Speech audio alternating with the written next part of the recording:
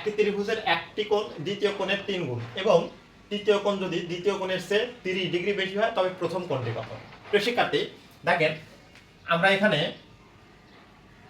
দ্বিতীয় কোণটি ধরে নেব, ধরি দ্বিতীয় কোণটি x। প্রিয় শিক্ষার্থী এখন বলছে একটি ত্রিভুজের একটি কোণ দ্বিতীয় কোণের 3 গুণ, তাহলে প্রথম কোণটা কেমন হতে পারে? প্রথম কোণটি হচ্ছে 3x। প্রিয় শিক্ষার্থী আবার বলা হচ্ছে তৃতীয় কোণটি যদি দ্বিতীয় কোণের থেকে 30 ডিগ্রি বেশি হয় তাহলে তৃতীয় কোণ ইকুয়াল টু x প্লাস 30। প্রিয় শিক্ষার্থী এখন আমরা জানি ত্রিভুজের 3 কোণের অ্যাকর্ডিং টু দা কোশ্চেন ত্রিভুজের 3 কোণের সমষ্টি কত? 180 degree. x plus 3x plus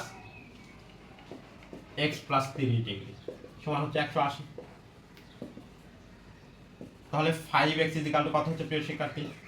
150। তাহলে x ইকুয়াল টু কত?